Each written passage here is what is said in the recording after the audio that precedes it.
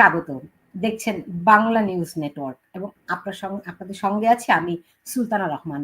আজকে আমার সঙ্গে অতিথি হিসেবে রয়েছেন টিআইবির নির্বাহী পরিচালক এবং বাংলাদেশের যে সংস্কার কার্যক্রম চলছে তার দুর্নীতি বিষয়ক যেই সংস্কার কমিশনটি রয়েছে তার প্রধান ডক্টর ইফতেখারুজ্জামান। ডক্টর জামান, আপনাকে স্বাগত জানাচ্ছি আজকে আমার সঙ্গে যুক্ত হওয়ার জন্য এবং অনেক কৃতজ্ঞতা জানাচ্ছি। মানে আমাকে সময় দিয়েছেন এবং দেশের জন্য কাজ করছেন। গত 10 মাসে যে কাজগুলো আপনারা করেছেন সেগুলো সম্পর্কে প্রথমে একটু জানতে চাই। ধন্যবাদ আপনাকে।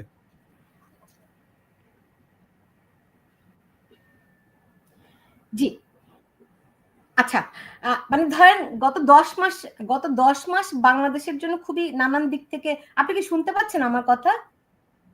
হ্যাঁ, শুনতে পাচ্ছি, তবে একটু ডিস্টরশন আছে, খুব ক্লিয়ার না। প্লিজ একটু জোরে বলেন। ওকে, যদি আচ্ছা, সম্ভব হয়। জি, সেটি হচ্ছে যে ধরেন জুলাই অভ্যুত্থান বাংলাদেশকে একটা বদলে দেওয়ার একটা স্বপ্ন ছিল। সেই স্বপ্নে আপনিও মানুষকে স্বপ্ন দেখিয়েছেন। তো এখন 10 মাস পরে যে বাংলাদেশ দেখছেন সেটি কি স্বপ্নের বাংলাদেশ হলো? না, 10 মাসে স্বপ্নের বাংলাদেশ হবে এটা তো আমি কখনো আশা করি নাই, এবং আমি মনে করি যে দেশবাসীও সেটা আশা করে না, যদি যৌক্তিকভাবে চিন্তা করা হয়।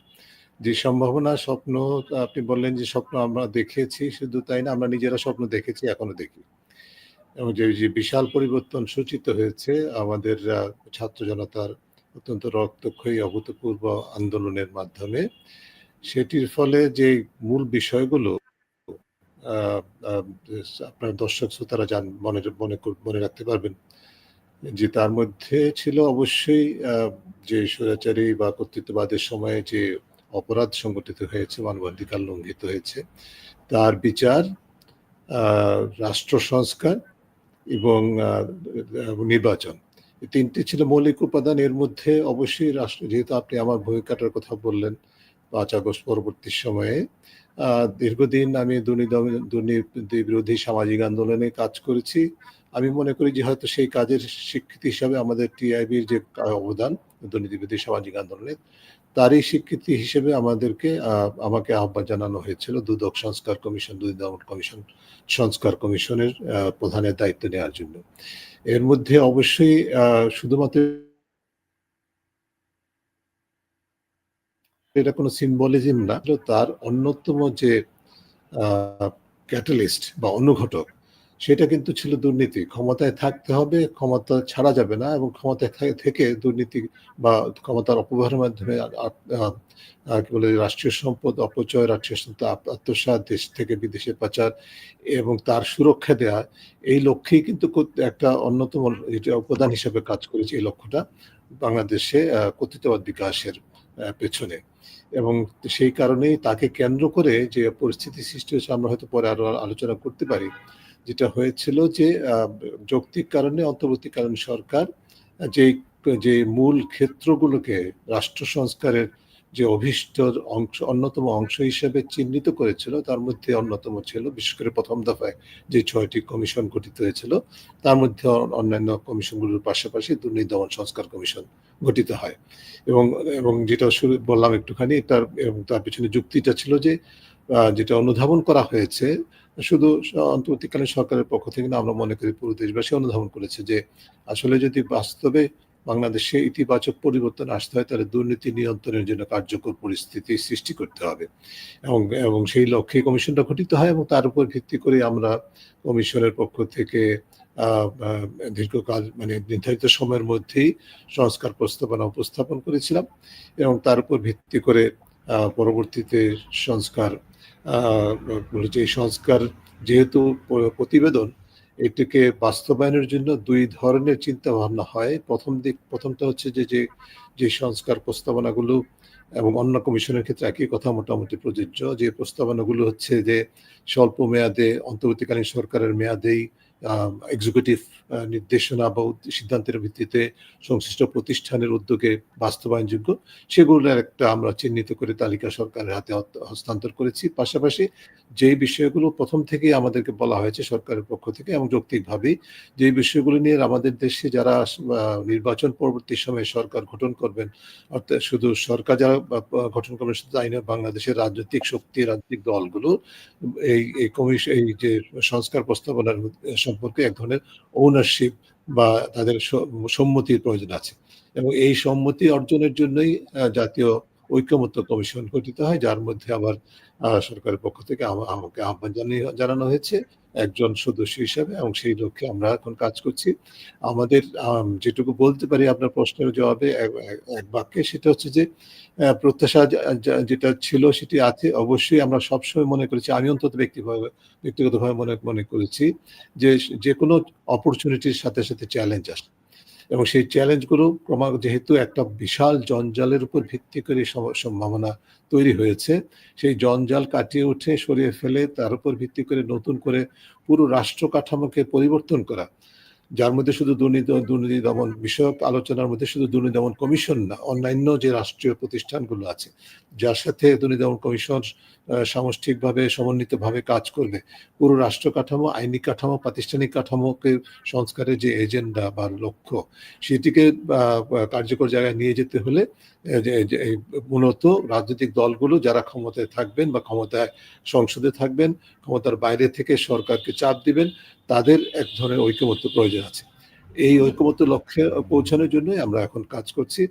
আমি একবারই চট করে বলে ফেলতে পারি যে আমাদের এখনো পর্যন্ত প্রাপ্ত তথ্য মতে দুদক সংস্কার কমিশনের যে প্রস্তাবনাগুলো আছে, তার যেগুলো নিয়ে আমরা রাজনৈতিক দলগুলোর সাথে ধারাবাহিকভাবে আলোচনা করেছি, প্রথম দফায় প্রতিটা দলের সাথে আলাদা আলাদা করে তাদেরকে আমাদের প্রস্তাবনাগুলোকে স্প্রেডশিটের মাধ্যমে প্রেরণের উপর ভিত্তি করে তারা উত্তর দিয়েছেন, পরামর্শ দিয়েছেন, একমত প্রকাশ করেছেন, দ্বিমত প্রকাশ করেছেন, আংশিক একমত প্রকাশ করেছেন। সব মিলিয়ে আমাদের দুদক সংস্কার কমিশনের যে প্রস্তাবনাগুলো, তার প্রায় শতভাগের ক্ষেত্রেই প্রায় শতভাগ রাজনৈতিক দল মোটামুটি ভাবে সম্মত হয়েছেন।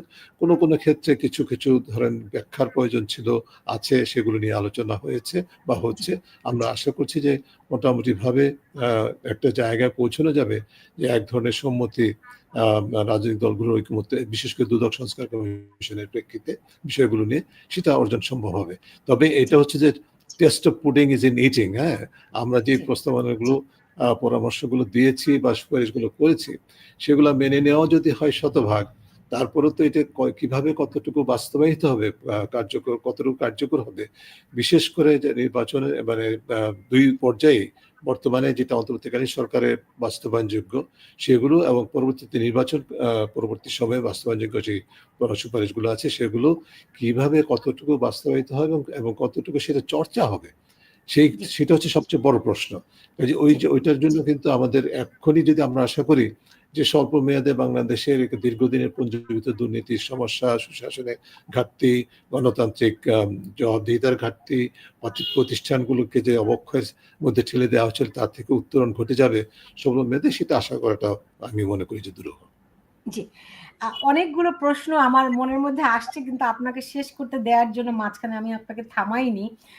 তার মধ্যে একটি বড় প্রশ্ন, যেটি ধরেন আপনি বলছেন যে এই রাজনৈতিক দলগুলো সিদ্ধান্ত নেবে আপনাদের সুপারিশ শেষ পর্যন্ত বাস্তবায়ন হবে কি হবে না, তাই তো? ঐক্যমত্য কমিশনে আমরা এরই মধ্যে দেখছি তাদের মধ্যে ব্যাপক অনৈক্য, তারা একমত হতে পারেনি। সেই অনৈক্য তো থাকবেই, এটাই গণতন্ত্রের সৌন্দর্য। কিন্তু আপনি আপনার বক্তব্যে বারবার আওয়ামী লীগ সরকারকে বলছেন স্বৈরাচারী বা কর্তৃত্ববাদী সরকার, রাইট? কিন্তু আপনি মনে হয় সরকারের প্রথম কেউ যার মুখে কর্তৃত্ববাদী সরকার শুনলাম। এখন পর্যন্ত একটি, ধরেন আপনার সঙ্গে আমার শো শুরু হয়েছে প্রায় 9 মিনিটের মতো, এর মধ্যে এখন পর্যন্ত আপনি ফেসিস্ট শব্দটি বলেননি। আওয়ামী লীগ কি ফেসিস্ট সরকার ছিল, নাকি তারা কর্তৃত্ববাদী সরকার ছিল? আমি পলিটিক্যাল ডিসকোর্সে যেতে চাই না। আমি এটা নিয়ে বিতর্ক আছে, সেই বিতর্কে ওই বিতর্কে যাওয়ার দক্ষতা আমার নেই এবং সেই স্পেসও নেই বলে আমি মনে করি। আমি মনে করি যে আমার দৃষ্টিভঙ্গি থেকে আমি যে কাজটা করি, দুর্নীতি বিরোধী সামাজিক আন্দোলন, সেই কাজের পরিধির দৃষ্টিকোণ থেকে এবং পরিধির বিবেচনায় যে বিষয়গুলো অত্যন্ত পরিষ্কারভাবে আমাদের জন্য প্রতিকূলতা সৃষ্টি করেছিল, তার মধ্যে কর্তৃত্ববাদটা অন্যতম। তার কারণ হচ্ছে যে দুর্নীতি পৃথিবীর যে কোনো দেশে দুর্নীতি নিয়ন্ত্রণ করা, সুশাসন প্রতিষ্ঠা করার ক্ষেত্রে যে বিষয়টা সবচেয়ে গুরুত্বপূর্ণ, সেটা হচ্ছে যে ক্ষমতাকে একটা কি বলে জবাবদিহির আওতায় আনা, ঠিক আছে? এবং সেটি করার পথে সবচেয়ে বড় অন্তরা এটা আমরা যে দেখেছি এটা হচ্ছে কর্তৃত্ববাদ। আর আরেকটু কথা বলতে হবে যে আমি যে কর্তৃত্ববাদের কথাটা বলছি সেটা কিন্তু শুধু চট করে কিন্তু হঠাৎ করে বাংলাদেশে বিকশিত হয়ে গেছে সেটা কিন্তু বলা যাবে না। বাংলাদেশে সবসময় দুর্নীতি ছিল। গত 15 বছরের আগের যে সরকারগুলো এই ধারাবাহিক জায়গাটাতে আমি আসতে যাচ্ছিলাম। আপনার আমলেই ধরেন আমি আমার সাংবাদিকতার ক্যারিয়ার শুরু থেকেই আমি আপনাকে চিনি। আপনার হাত থেকে আমি মানে বাংলাদেশের সাংবাদিকতার সবচেয়ে প্রেস্টিজিয়াস পুরস্কার ২ বার ৩ বার নিয়েছি। ফলে আমার আপনাদের সম্পর্কে ধারণা অনেক ভালো, অনেক স্পষ্ট। এবং আপনার মানে আপনি থাকাকালীনই আমরা দেখেছি বিএনপি ৩ বার না ৫ বার দুর্নীতিতে চ্যাম্পিয়ন হয়েছে বিএনপির আমলে, রাইট? প্রথম হ্যাঁ, না, বিএনপির আমলে ৪ বার এবং আওয়ামী লীগ প্রথম শুরু হয় আওয়ামী লীগের আমলে ২০০১ সালে। তারপরে ২, ৩, ৪, ৫ এই মোট ৫ বার বাংলাদেশ দুর্নীতিতে চ্যাম্পিয়ন হয়। এর মধ্যে আওয়ামী লীগের কাঁধে যায় ১ বার, বিএনপির কাঁধে যায় ৪ বার। এবং আওয়ামী লীগের এই গত ১৫ বছরে কি আওয়ামী লীগ একবারও চ্যাম্পিয়ন হয়েছে? গত ১৫ বছরে আওয়ামী লীগ চ্যাম্পিয়ন হয়নি, তবে যে অর্থ চ্যাম্পিয়ন। প্রশ্নটাতে আসি, তাহলে এই যে দুর্নীতি ধরেন আওয়ামী লীগের বিরুদ্ধে সবচেয়ে বড় অভিযোগ তারা দুর্নীতি করেছে, কোনো সন্দেহ নাই যে তারা অনেক জায়গায় দুর্নীতি করেছে। এবং যেহেতু ১৫ বছর একটা দীর্ঘ সময় একটানা তারা ক্ষমতায় থেকেছে, ফলে দুর্নীতিটা অনেক বেশি প্রকট হয়। মানে ধরেন ৫ বছরের দুর্নীতি ১৫ বছরে তো ট্রিপল হবেই, খুব স্বাভাবিক সেটি। তো তাহলে আওয়ামী লীগ ধরেন তারা দুর্নীতিবাজ। তো এর আগে বিএনপি যখন ৫ বছর ক্ষমতায় ছিল, এই আওয়ামী লীগের ১৫ বছর আগের ৫ বছর, মাঝখানের তত্ত্বাবধায়কের ২ বছর বাদ দিলাম, তারা যদি ৪ বার চ্যাম্পিয়ন হয়ে থাকে, সেই চ্যাম্পিয়ন দুর্নীতিবাজ বিএনপিকে নিয়ে আপনারা কি ধরনের দুর্নীতি দমন করবেন? ওয়ারাজ আওয়ামী লীগকে বাদ দিয়ে কি এই জিনিসটা সম্ভব কিনা? না, এটা ধরেন আওয়ামী লীগকে বাদ দিয়ে বিএনপিকে দিয়ে এই রাজনৈতিক আলোচনার মধ্যে আমি যেতে পারবো না। রাজনৈতিক আলোচনা না, আমার কথাটা হচ্ছে যে আমি আপনার কথার প্রশ্নের সারমর্ম বুঝেছি, কিন্তু আমি যেভাবে আপনি আমার কাছ থেকে উত্তরটা চাচ্ছেন আমি সেভাবে দিতে পারবো না। আমার উত্তর আমাকে দিতে দিন। সে বিষয়টা হচ্ছে যে বাংলাদেশে আমি যেটা বলতে চেয়েছিলাম, যেখানে আপনি থামিয়েছেন আমাকে, বাংলাদেশে সবসময় দুর্নীতি ছিল ধারাবাহিকভাবে, বিশেষ করে ৯০ পরবর্তী যে গণতান্ত্রিক প্রত্যাশিত গণতান্ত্রিক উত্তরণ ঘটেছিল, পার্লামেন্টারি ডেমোক্রেসি রিএস্টাবলিশ হয়েছিল, তারপর থেকে বাংলাদেশে আরো বেশি মানে দুর্নীতির প্রাতিষ্ঠানিককরণের দিকে গেছে। তার অর্থ এই নয়, আমি কিন্তু বলছি না এর আগে দুর্নীতি ছিল না, ছিল, কিন্তু এই যে ওই মেয়াদে যেটা আমরা দেখেছি তখন থেকে ৯০ পরবর্তী সময়ে দুইটি বৃহৎ রাজনৈতিক দল এবং তাদের জোটের মধ্যে এক ধরনের মানে জিরো সাম পলিটিক্সের একটা যুদ্ধ চলেছে, ঠিক আছে? এই যুদ্ধে একে অপরের পক্ষের মধ্যে প্রতিযোগিতা করেছে কে কত বেশি ক্ষমতার অপব্যবহারের সুযোগটা পাবে। ক্ষমতার থাকতে হবে, ক্ষমতার বাইরে যাওয়া যাবে না। এইটা ছিল আমাদের রাজনৈতিক সংস্কৃতির অংশ।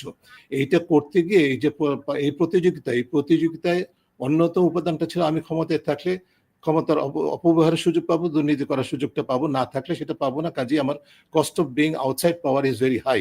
কাজে আমার কাছে ক্ষমতার বাইরে থাকাটাকে গ্রহণযোগ্য নয়। কাজেই নির্বাচনকে ম্যানিপুলেট করতে হবে, ক্ষমতায় থাকতে হবে। এই যে সংস্কৃতি, এটার মধ্যে আপনি খেয়াল করবেন একটা অন্তর্নিহিত ঐক্যমত্য ছিল কিন্তু দুইটা রাজনৈতিক দলের মধ্যে এবং তাদের জোটের মধ্যে। ঐক্যমত্যটা ছিল দুর্নীতি করার পক্ষে ঐক্যমত্য ছিল, ঠিক আছে? এবং সেই কারণেই কিন্তু সমস্ত প্রতিষ্ঠানগুলোকে জব্দ করা, দলীয়করণ করা, দুই দলের এবং দুই জোটের মধ্যে এক ধরনের প্রতিযোগিতা ছিল। এই প্রতিযোগিতায় একটা পর্যায়ে বাংলাদেশ আওয়ামী লীগ, যেটাকে আপনি যার কথা বলছেন, তারা যখন ২০০৮ নির্বাচনে ক্ষমতায় আসলো, তখন থেকে শুরু করে এই যে নির্বাচিত একটা সরকার, সেটা হঠাৎ করে না, মানে ধারাবাহিকভাবে পর্যায়ক্রমে পরপর ৩টা তথাকথিত নির্বাচনের মাধ্যমে এই যে পলিটিক্যাল স্পেসটাকে দখল করার জন্য এবং এটাকে মানে একচ্ছত্র ভুবন তৈরি করার জন্য শুধুমাত্র নির্বাচনকে মানে ইয়ে করেছে, কি বলেছে, কতিপয় নির্বাচনী মানুষের যে ভোটের অধিকারকে কেড়ে নেওয়া হয়েছিল সেটাই কিন্তু নয়, তার চেয়ে সমান মানে যে কি বলে ঝুঁকিপূর্ণ জায়গা যেটা সৃষ্টি করা হয়েছে, সেটা হলো যে আমাদের রাষ্ট্রীয় প্রতিষ্ঠানগুলো সবগুলোকে দলীয়করণের মাধ্যমে এক ধরনের পেশাগত দলীয়পনা সৃষ্টি করা হয়েছে, যাতে করে এই প্রতিষ্ঠানগুলো তাদের যে মৌলিক ভূমিকা সেটা পালনে ব্যর্থতার মাধ্যমে মূলত সুযোগটা তৈরি করে যায় কর্তৃত্ববাদ বিকাশের। এই বিষয়টাকে আমাদের মনে রাখতে হবে। তার মানে এই নয় যে এর আগে এই সংস্কৃতিটা ছিল না। এই যে আমি কিন্তু প্রতিযোগিতার কথা বলেছি, এবং প্রতিযোগিতা এমনভাবে গেছে মানে উভয় পক্ষই, যে একটা পর্যায়ে যখন সেটাকে চূড়ান্ত পর্যায়ে নিয়ে আসা হলো তখনই আমি সেটাকে কর্তৃত্ববাদ বলেছি। ঠিক আছে, কাজেই আপনার প্রশ্নের জবাবটা আমি আশা করি আপনি পেয়েছেন। আমার মূল পয়েন্টটা হচ্ছে যে আমাদেরকে যে জিনিসটা বুঝতে হবে সেটা হচ্ছে যে আমাদের, এবং সেটার প্রমাণ কিন্তু আমরা 5 আগস্টও পরবর্তী সময় থেকে পেয়েছি। 5 আগস্ট ঠিক 5 আগস্ট বিকেলবেলা থেকেই কিন্তু বাংলাদেশে আমি যেটা শুরুতে বললাম যে দুর্নীতির মানে উপাদানকে দুর্নীতির করার সুযোগকে কেন্দ্র করে যে কর্তৃত্ববাদের বিকাশ হয়েছিল সেটার পতন ঘটলো, এবং সেটার বিরুদ্ধে প্রতিবাদ হলো আত্মত্যাগের ভিতরে মাধ্যমে কর্তৃত্ববাদের পতন ঘটলো। সেই 5 তারিখ বিকেলবেলা থেকেই কিন্তু আপনার সারা দেশেই মোটামুটি ভাবে দলবাজি, দখলবাজি, চাঁদাবাজি ইত্যাদি, এবং বিশেষ করে মামলা বাণিজ্য, গ্রেপ্তার বাণিজ্য, জামিন বাণিজ্য, এগুলো কিন্তু ঠিকই অব্যাহত থেকেছে, এখনো পর্যন্ত আছে। কাজেই এই সংস্কৃতি, যেটা রাজনৈতিক সংস্কৃতি প্রতিষ্ঠিত হয়েছে, সেটা যে বাংলাদেশে 10 মাসে চট করে উবে যাবে সেই আশাটা করাটা মুশকিল বলে আমি মনে করছি। আমি সেটা থেকে আপনাকে সেটাই বলছি। তো সেই ক্ষেত্রে কি ধরেন আওয়ামী লীগ খারাপ, বিএনপি খারাপ, এই গত 53 বছর তো মূলত এই দুটি দলই শাসন করেছে, আর সেনাবাহিনীর শাসন নয় দূরেই রাখলাম। তো আপনার কি মনে হয় যে ডক্টর ইউনূসের সরকার তারা দুর্নীতি মুক্ত থাকতে পেরেছে? এই প্রশ্নের সরাসরি উত্তর দেওয়ার কোনো সুযোগ নেই, কারণ এই বিষয়ে গবেষণা ঠিক সেইভাবে এখন পর্যন্ত করা হয়নি। আপনি ধরেন রাষ্ট্রের সর্বোচ্চ ব্যক্তি ডক্টর মোহাম্মদ ইউনূস, তিনি তার ট্যাক্স মওকুফ করেছেন, তিনি কোন রকম ট্রায়াল ছাড়া তার মামলা থেকে খালাস পেয়েছেন, রাইট? তিনি একটার পর একটা তার কি বুঝলাম না, কি হয়েছে? তিনি ডক্টর ধরেন রাষ্ট্রের সর্বোচ্চ ব্যক্তি, এখন যদি আমরা ধরি সাংবিধানিকভাবে প্রেসিডেন্টের পদের বাইরে প্রধান উপদেষ্টা ডক্টর মোহাম্মদ ইউনূস তো এখন সর্বোচ্চ ব্যক্তি। তিনি ধরেন, আপনি বলছিলেন যে গবেষণা করতে হবে, হ্যাঁ, তো আমরা খুব সোজা সাপটা যেটি আমরা সবাই জানি যে ডক্টর মোহাম্মদ ইউনূস তার ট্যাক্স মওকুফ করেছেন, তিনি মামলা থেকে নিজেকে অব্যাহতি দিয়েছেন, তিনি অনেকগুলো প্রতিষ্ঠান নিজের নামে বা নিজের প্রতিষ্ঠানের নামে আপনাকে আমি যেভাবে চিনেছি, আপনি বলেছেন 3 বার টিআইবির পুরস্কার পেয়েছেন অনুসন্ধানী সাংবাদিকতা, কিন্তু এখনকার ন্যারেটিভটা কিন্তু তার সাথে যায় না। আপনি যেভাবে বলছেন, আপনি যে দৃষ্টান্তগুলো দিচ্ছেন সেগুলোকে নিয়ে আপনি প্রশ্ন তুলতে পারেন, কিন্তু এই মামলা থেকে তিনি খালাস নিয়েছেন, এই কথাটা, এই ন্যারেটিভটা ঠিক কিনা আমি জানি না। এইগুলো একটা আদালতের প্রক্রিয়া, যেভাবেই হোক সেটা হয়েছে।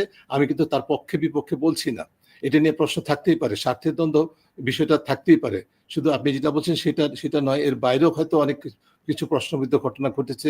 ব্যক্তি ইউনূস, পাশাপাশি তার সরকারের মেয়াদে অনেক অনেক অনেক বিষয় নিয়ে আমি যেটা বলতে চাচ্ছিলাম, গবেষণা নির্ভর তথ্য না থাকলেও যে গণমাধ্যমে প্রকাশিত এবং অন্যভাবে ইতিমধ্যে প্রকাশিত তথ্যের উপর নির্ভর করে যেটা বলা যায়, সেটা হচ্ছে যে সম্পূর্ণ দুর্নীতিমুক্ত একটা সরকার পরিচালিত হচ্ছে সেটা বলা যাবে না। কারণ হচ্ছে যে আমার যে মূল জায়গাটা সেটা হচ্ছে যে আমাদের যে আইনি কাঠামো, প্রাতিষ্ঠানিক কাঠামো এবং আমলাতন্ত্র এবং তার সাথে রাজনৈতিক প্রেক্ষিত, এই সবকিছুকে কেন্দ্র করে যে দুর্নীতি সহায়ক পরিবেশ, একটা প্রাতিষ্ঠানিকতা সৃষ্টি হয়েছে, সেটি আমরা যদি আশা করি যে চট করে কয়েক মাসের সরকারের মাধ্যমে সরকার ক্ষমতায় বসে সেটা বলো যে দূর করে ফেলবে, সরিয়ে ফেলবে, সেটা কিন্তু সময়। আমি আপনাকে একটি দৃষ্টান্ত দেই। আমরা দীর্ঘদিন যাবৎ সংস্কারের কথাটাই বলছি, সংস্কার বলছি আমি আপনাকে, সংস্কারের একটা দৃষ্টান্ত আপনাকে দেই। সেটা হচ্ছে যে আমাদের দৃষ্টান্ত স্থাপন করতে পারতেন, তাহলে না ব্যাপকভাবে না আমি ভালো দৃষ্টান্ত দিতে চাচ্ছি না, সরকারের পক্ষে না। আমি দীর্ঘদিন ধরে চলা দুর্নীতি আপনি 10 মাসে অবশ্যই নিরসন করতে পারবেন না, এটি যে কোনো বোকাও বুঝতে পারে, রাইট? কিন্তু অ্যাটলিস্ট সর্বোচ্চ পর্যায় থেকে আমার যে ন্যাক আছে, আমি যে সত্যি একদম রিলিজিয়াসলি আমি চেষ্টা করছি যে দুর্নীতিমুক্ত হোক, সেটি রাষ্ট্রের শীর্ষ ব্যক্তিদেরকে মধ্যে যদি প্র্যাকটিসটা আমরা দেখতাম, তাহলে আমরা অন্তত আশ্বস্ত হতে পারতাম যে তৃণমূলে বা অন্যান্য ধরেন এই উপদেষ্টার বাবা কিভাবে দুর্নীতি করছে সেগুলি হয়তো আমরা এখনই নির্মূল করতে পারবো না, কিন্তু অ্যাটলিস্ট শীর্ষ পর্যায়ে যে কজন আছেন তারা যদি দুর্নীতিমুক্ত থাকতে পারতেন তাহলে মানুষ এটি বিশ্বাস করতে পারতো, নয় কি? না, নিশ্চয়ই। তবে দুর্নীতি মুক্ত কেউই থাকতে পারেন না, এটাও কিন্তু আমি বলতে পারবো না। আর দুর্নীতি কেউ ব্যক্তি হিসাবে কারো দুর্নীতির অনুসন্ধান তদন্ত তো আমরা করি না, করিনি। কাজে সেই বিষয়ে আপনি তো আমাকে আপনার প্রশ্নের জবাব দিচ্ছেন না। আমি যেটা বলতে চাচ্ছিলাম সেটা হচ্ছে, আপনাকে আমি একটা দৃষ্টান্ত দিই কি অন্তর্বর্তীকালীন সরকার কি ধরনের ব্যর্থতার পরিচয় দিয়েছে, পরবর্তীতে সংশোধন করেছে। আমি বলছি আপনাকে একটি সিম্পল দৃষ্টান্ত। আপনি জানেন, যেহেতু এই বিষয়টি নিয়ে আপনারও কাজের কিছুটা হলেও সংশ্লিষ্টতা আছে, আপনি জানেন যে দীর্ঘদিন যাবৎ বাংলাদেশে কালো টাকা বৈধতা দেওয়ার একটা সুযোগ সৃষ্টি করা হয়। ঠিক আছে, প্রতি বছর বাজেট করা হয়। আমরা দীর্ঘদিন যাবৎ চেয়ে আসছি এটা বাতিল করতে হবে, কিন্তু অন্তর্বর্তীকালীন সরকার সে আমাদের কথা শুনে নাই। বাজেটে কালো টাকা বৈধতার সুযোগটা রেখেছিল। আমরা আবার জোরালোভাবে প্রস্তাব করেছি। আমি এই জন্য বলছি যে আসলে সত্যিকার অর্থেই ক্ষমতায় অধিষ্ঠিত হয়ে, এমনকি দুর্নীতি বিরোধী অঙ্গীকার নিয়ে ক্ষমতায় বসলেই একটা সরকার দুর্নীতিমুক্ত সরকার হয়ে যাবে, সেটার কিন্তু দৃষ্টান্ত আমরা পেলাম না। এবং শেষ পর্যন্ত যেটা হয়েছে, আমাদের নাগরিক সমাজের চাপের মুখে, বিশেষ করে টিআইবির চাপের মুখে কিন্তু তারা শেষ পর্যন্ত এটা থেকে গতকাল যে সিদ্ধান্তটা মানে বাজেটটা অনুমোদন কি বলে যে অর্ডিন্যান্স হিসেবে পাশ হয়েছে, সেখানে কিন্তু শেষ পর্যন্ত ওই কালো টাকা বৈধতার সুযোগটা রহিত করা হয়েছে। তারপর আমি বলবো যে এটা কিন্তু সমাধান হয়ে গেছে সেটা না, তার কারণ হচ্ছে এর ফাঁক ফোঁকরে কিন্তু আমলাতন্ত্রের মাধ্যমে কিন্তু এই সুযোগগুলো এখনো নেওয়ার সম্ভাবনা থেকে গেছে। কাজেই আমার মূল কথাটা হলো যে একটা যেখানে দুর্নীতি মোটামুটি সম্পূর্ণভাবে প্রাতিষ্ঠানিক রূপ লাভ করেছে, আমাদের ট্রান্সপারেন্সি ইন্টারন্যাশনাল এবারের সূচকের প্রকাশের সময় বাংলাদেশকে এমন শ্রেণীভুক্ত করেছে যেটাকে বলা হচ্ছে যে আমরা দুর্নীতি আমাদেরকে জব্দ করে ফেলেছে, এরকম একটা অবস্থার মধ্যে। কাজেই এই অবস্থার পরিবর্তনের জন্য অবশ্যই যে সার্বিকভাবে রাষ্ট্রীয় সংস্কারে যে এজেন্ডার কথা আমরা বলছি, তার পাশাপাশি তাকে কেন্দ্র করে, সেগুলোকে কেন্দ্র করে আমাদের বিশেষ করে দুদক সংস্কার এবং দুদকের সাথে সংশ্লিষ্ট যে অন্যান্য প্রতিষ্ঠানগুলো, সেগুলোর সংস্কারটা কতটুকু অপরিহার্য, তার প্রতি আপনার দৃষ্টি আকর্ষণ করছি। ডক্টর ইফতেখারুজ্জামান, আপনি আমাকে বলছিলেন যে আমি 3 বার পুরস্কার নিয়েছি আপনার টিআইবির অনুসন্ধানী সাংবাদিকতায়। আমার প্রশ্নে আপনি সেটি পাচ্ছেন না। আমি বলিনি, আপনার কথাটাকেই আমি রিপিট করেছি। আপনি আমাকে হ্যাঁ, না মানে আপনার উপলব্ধিটা হচ্ছে আমার প্রশ্নে আপনি সেটা মানে সেটার সত্যতা পাচ্ছেন না। ঠিক এমনি ভাবে আমি যদি বলি যে ডক্টর ইফতেখারুজ্জামান, আপনাকে যেভাবে করে আমি চিনি, একটা প্রতিষ্ঠানকে আপনি দীর্ঘদিন ধরে রেখেছেন এবং বাংলাদেশ যাতে করে দুর্নীতি মুক্ত হয় সেই জন্য প্রতিনিয়ত তাকে জবাবদিহিতার মধ্যে রাখার চেষ্টা করেছেন। সেগুলি সরকার, সে যে সরকারই থাকুক, তারা শুনুক বা না শুনুক, আপনার যে ইডিওলজি, আপনার যে ডেডিকেশন, এতে কোনো ঘাটতি কোনোদিন দেখিনি। কিন্তু আজকে যখন আপনি প্রধান উপদেষ্টা, কেমন করে তিনি যখন একটা সফরে যান, এত কোটি টাকা ব্যয় করতে পারেন, এত দামের হোটেলে থাকতে পারেন, সেই অবজারভেশন গুলো, সেই মানে রিপোর্ট গুলো আপনারা দেন না। কেমন করে সুইচ ব্যাংকে গত 10 মাসে সুইচ ব্যাংকে বাংলাদেশিদের অর্থের পরিমাণ 33% বাড়ে, সেটার হিসাব যখন আপনারা চান না, তখন মনে প্রশ্ন আসে না সংকটটি কোথায়? দুর্নীতি কি মানে যারা দুর্নীতি নজরদারি করে তাদের মধ্যেও প্রসারিত হলো? না, শুনেন, আপনি যেটা আপনার প্রথম পয়েন্টটা যেটা বলেন, অধ্যাপক ইউনূস এবং তার ডেলিগেশন লন্ডনে গিয়ে কোন হোটেলে থেকেছে, কত টাকা ব্যয় করেছে, সেটা সম্পর্কে আপনার গণমাধ্যমে একজন কর্মী হিসেবে আপনার কাছে কিছু তথ্য থাকতে পারে, কিন্তু আমার কাছে তো সেই তথ্য নেই। তার উপর সেটা না থাকলে আমি কিসের উপর ভিত্তি করে আমি কথা বলবো? হ্যাঁ, ঠিক আছে, আমার তো কতগুলো ফান্ডামেন্টাল প্রিন্সিপলস আছে। I need facts and data, তার উপর ভিত্তি করে আমি কথা বলবো। সেকেন্ডলি, আপনি যে সুইস ব্যাংকের কথা বলেন, আমি সুইস ব্যাংকের বিষয়ে প্রতিবাদ করার তো বিষয় না। সুইস ব্যাংকের সম্পর্কে আমরা ইতিমধ্যে যে মন্তব্যটা করেছি আপনাকে বলি। আপনি যেহেতু বলছেন যে গত 1 বছরে 33% বেড়ে গেছে, সেটা অবশ্যই এটা বেড়েছে এবং এটা উদ্বেগের বিষয়।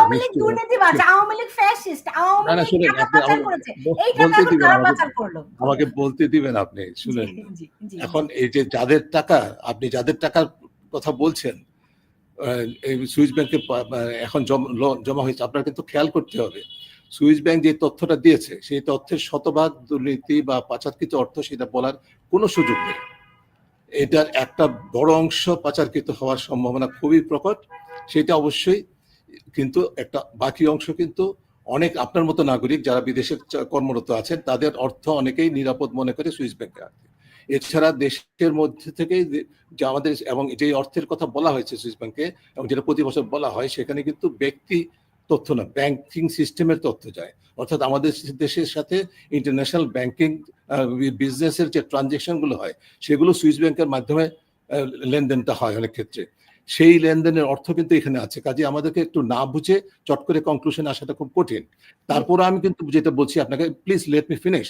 তারপর কথাটা হচ্ছে যেই যারা অর্থ আমি ইতিমধ্যে বলেছি এর মধ্যে একটা সিংহভাগ অবৈধ হতে পারে, ওই ইলিসিট ট্রান্সফার অবশ্যই হওয়ার সম্ভাবনা আছে, অস্বীকার করার উপায় নেই। কিন্তু সেক্ষেত্রে কেন বেড়েছে আপনাকে মনে রাখতে হবে এই কোন সময়টা সেটা হচ্ছে যে 2024 পুরো সময়টা কিন্তু অত্যন্ত উত্তাল একটা সময় ছিল বাংলাদেশে, ঠিক আছে, পুরো বছরটা।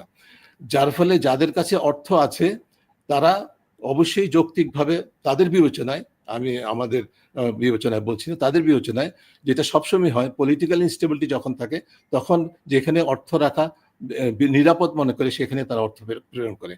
এই ঘটনাটা এটা হয়ে থাকতে পারে, কিন্তু আমি কিন্তু এটার পক্ষে বিপক্ষে বলছি না। আমি যেটা বলছি এটার একটা বড় অংশ অবশ্যই অবৈধ প্রক্রিয়ার মাধ্যমে হতে পারে এবং বাকিটা বৈধ লেনদেনের মাধ্যমে হয়ে থাকতে পারে। কাজে যে বিষয়টা এখানে এই প্রসঙ্গে আপনাকে বলে রাখি যে পুরো যে কর্তৃত্ববাদের মেয়াদ এবং তার আগের মেয়াদ থেকে শুরু করে দীর্ঘদিন যাবত আমরা যে জিনিস চেয়ে আসছি এইগুলোকে প্রতিরোধ করার জন্য, সেটা কিন্তু কোনো সরকারই করে নাই, বর্তমান সরকার এখন পর্যন্ত করে নাই। সেটা হচ্ছে যে কমন রিপোর্টিং স্ট্যান্ডার্ড বলে যেটা আছে, যেটার অংশীদার যদি বাংলাদেশ হতে পারতো তাহলে কিন্তু এই যে আপনি প্রশ্ন তুলেছেন কার কত টাকা কয় তারিখে কয়টার সময় কি প্রক্রিয়া সেখানে গেছে, সেই জিনিসটা কিন্তু আমার কর্তৃপক্ষ অর্থাৎ বাংলাদেশ ফাইন্যান্সিয়াল ইন্টেলিজেন্স ইউনিট জানতে পারতো। এই সুযোগগুলো নেয় নাই বাংলাদেশে, বিকজ এগুলার সুযোগ না থাকলে যারা সুবিধাটা পায় তারাই কিন্তু ক্ষমতায় অধিষ্ঠিত। এইটা হচ্ছে মূল সমস্যা। এই বিষয়গুলি তো আমরা তুলে ধরার চেষ্টা করি। রাইট। এখানে একজন একটি প্রশ্ন করেছেন, প্রশ্নটা আপনার জন্য তুলে ধরতে চাই। শহীদুল ইসলাম তিনি প্রশ্ন করেছেন, ট্রান্সপারেন্সি ইন্টারন্যাশনালের তথ্য মতে বিগত সরকার প্রতি বছরের $16 বিলিয়ন পাচার করেছে। এই 11 মাসে আমাদের রিজার্ভ তাহলে কেন বাড়লো না? তাহলে কি বর্তমান উপদেষ্টারা বাংলাদেশের অর্থ পাচার করছে? মানে আর $11 বিলিয়ন যদি পাচার করে থাকে তাহলে কাজ যত উন্নয়ন কর্মকাণ্ডগুলো হয়েছে সেগুলো কি দিয়ে হয়েছে? বাংলাদেশের আগে $11 বিলিয়ন, এটা তো কোনো কথা হলো না। তারপরে আমরা উন্নয়ন কর্মকাণ্ডের নামে যা ঘটতে দেখছি সেটা তো আমাদের মানে আপাতমস্তক ঋণের মাধ্যমে ঘটেছে, সেটা তো ভুললে চলবে না। কিন্তু মূল বিষয়টা এটা তো অস্বীকার করার উপায় নাই যে আমাদের দেশ থেকে গড়ে, এবং সেটা ইতিমধ্যে প্রমাণিত হয়েছে সম্পূর্ণ মানে নির্ভরযোগ্য তথ্য এবং এটা কিন্তু খুব কনজারভেটিভ এস্টিমেট। আমি রিপিট করছি, আপনি এর আগে অর্থ পাচার হয় না সেটা কিন্তু বলতে পারবে না কেউ। গত 15 বছরের আগে, এই 15 বছরের অর্থ পাচারের সমস্যাটা শুধুমাত্র এই গত 15 বছরে, এটা কিন্তু কেউ, আমি অন্তত বলছি না। এবং তার দৃষ্টান্ত তো পুরো দেশবাসী জানে, আপনার শ্রোতারা জানে বাংলাদেশ থেকে পাচারকৃত অর্থ ফেরত এসছে এই একটা মাত্র দৃষ্টান্ত আছে, সেটা হচ্ছে যে বিএনপি সরকারের সময় পাচারকৃত অর্থ। এটা তো সবাই জানে। কাজে পাচার করার বিষয়টা কিন্তু আওয়ামী লীগের মনোপলি বা বিএনপির মনোপলি, এই কথাটা কিন্তু আমি বলছি না অন্তত, ঠিক আছে। এবং সেই ডায়নামিক্সটার মধ্যে উভয় দলের মধ্যে কিন্তু এক ধরনের অন্য সকল ইস্যুতে ঐক্যমত না থাকলেও এই বিষয়ে এক ঐক্যমত আছে যে আমরা ক্ষমতায় থাকলে ক্ষমতা অপব্যবহার করবো, দুর্নীতি করবো। এই ঐক্যমতটা আছে কিন্তু। জি জি, বুঝতে পেরেছি। তো এখন যখন নতুন স্বপ্ন নিয়ে এনসিপি আসলো, নতুন রাজনৈতিক দল, তাদের বিরুদ্ধে ঢালাও অভিযোগ, মানে দুর্নীতির অভিযোগ পাচ্ছি, তাই না? তো তাহলে তো এই দুর্নীতি নিয়ে আমাদের চলতে হবে নাকি? দুর্নীতি নিয়ে চলতে হবে, ঠিক, আপনার কথাটা ঠিক। প্রশ্নের দুইটা দিক, তাদের বিরুদ্ধে, এনসিপির বিরুদ্ধে বেশ ব্যাপক দুর্নীতির অভিযোগ এবং একাধিক ক্ষেত্রে আমরা প্রাতিষ্ঠানিকভাবে সেটার প্রতিবাদও করেছি জোরালো ভাবে। যেমন তারা যখন সম্মেলন করেছিল তখন গাড়ির রিকুইজিশন দিয়ে নিয়ে এসেছিল, সেটা নিয়ে প্রতিবাদ করেছি, তাদের অর্থ সম্পর্কে প্রকাশ করা দাবি জানিয়েছি ইত্যাদি বিষয়, সেগুলোতে আছে, আমাদের কাজের ধারাবাহিকতা অব্যাহত আছে। কিন্তু ওদের কাছ থেকে দেশবাসী, আমি ব্যক্তিগতভাবে নতুন রাজনৈতিক শক্তি হিসেবে যেটা প্রত্যাশা করেছিলাম, সেখানে অবশ্যই প্রত্যাশা পূরণ হয়ে বরং তারা আমাদেরকে হতাশ করেছে নিঃসন্দেহে। কিন্তু তারা যেটা করেছে, আপনাকে খেয়াল করতে হবে, তারা যেটা করেছে নতুন রাজনৈতিক দল হিসেবে, তরুণদের রাজনৈতিক দল হিসেবে, তারা এস্টাবলিশড রোল মডেলটাকে ফলো করেছে। তারা দেখেছে রাজনৈতিক করতে গেলে এটা করতে হয়। এই যে আমি যে একটু আগে বললাম যে দলবাজি, দখলবাজি, চাঁদাবাজি, এটা যারা প্রতিষ্ঠিত করেছিল তাদের রোল মডেলটা তারা অনুসরণ করে শুধুমাত্র কি বলবো যে বিভিন্ন ধরনের অনিয়মে জড়িয়ে পড়েছে তাই নয়, এই যে বিভিন্ন ধরনের বাণিজ্যও জড়িয়ে পড়েছে। ওই যে কি বলে যে গ্রেফতার বাণিজ্য, মামলা বাণিজ্য, জামিন বাণিজ্য ইত্যাদির মধ্যেও তারা যুক্ত আছে বলেই অভিযোগ আছে। যেরকম অভিযোগ আছে আমার মূল মেইন স্ট্রিম বা পুরনো রাজনৈতিক দলগুলো বা বড় রাজনৈতিক দলগুলো সম্পর্কেও যেরকম অভিযোগ রয়েছে। কাজে এটা হচ্ছে যে মূলত বিষয়টা পুরো একটা প্রাতিষ্ঠানিকতা যে লাভ করেছে সেটারই দৃষ্টান্ত। এবং আমাদের যে বলো যে ডিসঅ্যাপয়েন্টিং যে জায়গাটা হচ্ছে যে আমাদের আশা ছিল যে এই দলটি আন্দোলনের ভিতর থেকে সৃষ্ট, তারা অবশ্যই নতুন ধারার মধ্যে ঢুকবে। আমি যতটুকু শুনেছি এখন সাম্প্রতিককালে তারা সেদিকে চেষ্টা করছে, সেদিকে যাবে। আমরা সময়ই বলতে পারবো কতটুকু তারা সফল হবে, এবং এটার জাজমেন্টটা টাইম উইল অনলি টেল। জি, এমনিতে ধরেন গত মানে কি এটাকে কি বলবো যে মানে আপনারা একটা শ্বেতপত্র প্রণয়ন কমিটির যে সভাপতি ডক্টর দেবপ্রিয় ভট্টাচার্য বাংলাদেশের ক্ষেত্রে বলছিলেন যে 15 বছরে 15-16 বিলিয়ন ডলার পাচার হয়েছে। মানে এই কথাগুলি আসলে এক ধরনের দুর্নীতির ধারণা, রাইট? মানে না না, এটা দুর্নীতির ধারণা। যে হিসাবটাই যে অর্থ পাচারের যে তথ্যটা দেয়া হয়েছে, আমরা যেটা 12 থেকে 15 বিলিয়ন ডলার বছরে বলেছিলাম, এবং যেটা শ্বেতপত্র কমিটি সেটাকে 16 বিলিয়ন ডলার বছরে বলে, এবং বলেছে 234 billion dollar in last 15 years যেটা বলেছেন, এটা কিন্তু ধারণা প্রসূত নয়। এগুলো কতগুলো ক্রাইটেরিয়ার উপর ভিত্তি করে সুনির্দিষ্ট অত্যন্ত কনজারভেটিভ হিসাবের উপর ভিত্তি করে এটা প্রণীত। সেটা যেমন সে ধারণা বলতে আমি মিন করছি ধরেন দুর্নীতির ধারণা। আপনারাই আমাদেরকে ট্রেনিং দিয়েছেন, দুর্নীতি আর দুর্নীতির ধারণা সূচক দুটার মধ্যে একটা পার্থক্য আছে, তাই না? সো এই যেই 16 বিলিয়ন ডলার, আপনাকে আমি ইন্টারাপ্ট করতে হচ্ছে। আপনি কিন্তু এই দুর্নীতি যে তথ্য নিয়ে, এই যে অর্থ পাচারের তথ্যটা বলছেন, এবং যে দুর্নীতি নিয়ে আমরা আলাপ করছি, তার সাথে দুর্নীতি ধারণা সূচকের কিন্তু আপনার তফাৎ আছে, এই জিনিসটা মনে রাখতে হবে, ঠিক আছে? জি, অবশ্যই তফাৎ তো আছেই, কিন্তু আমি যেটা বলতে চাচ্ছি যে ধরেন এই শ্বেতপত্র প্রকাশ কমিটি তারা তো কোনো প্রমাণপত্র দেয় নাই, তারা তো একটা ফিগার দিয়েছে 16 বিলিয়ন ডলার পাচার হয়েছে, কিন্তু কিভাবে প্রমাণ দেয়নি, কিন্তু কিভাবে সেটা এস্টিমেট করছে তার কিন্তু সুনির্দিষ্ট পদ্ধতি সেখানে প্রতিবেদনে উল্লেখ করা আছে, আপনি সেটা দেখে নেবেন। আমি শ্বেতপত্র কমিটির সাথে জড়িত ছিলাম না, আমি তাদেরকে ডিফেন্ড করছি না, তাদের পক্ষে বলছি না। আমি যেটা দেখেছি সেটা আপনাকে বলছি। তারা কতগুলো পদ্ধতি অনুসরণ করে যে প্রাক্কলনটা করেছে তার উপর ভিত্তি করে সেটা সংখ্যাটা তারা বলেছে, ঠিক আছে? ধরেন গত মানে আপনারা উপদেষ্টাদের সম্পদের হিসাব চেয়েছিলেন, কোনো হিসাব পেয়েছেন? হিসাব আমরা পাইনি। সেটা কয়েকদিন আগেও আমরা আরেকবার প্রতিবাদ করেছি, আহ্বান জানিয়েছি তারা প্রকাশ করা উচিত। এবং আমরা সেটা বলেছি যে তারা যে সুযোগটা ছিল একটা দৃষ্টান্ত স্থাপন করা, সেটা যেরকম নিতে ফেল করেছে, অন দ্য আদার হ্যান্ড তারা একটা সেম টাইম তারা নিজেদেরকে এম্বারাস করেছে, আমরা সেটা বলেছি।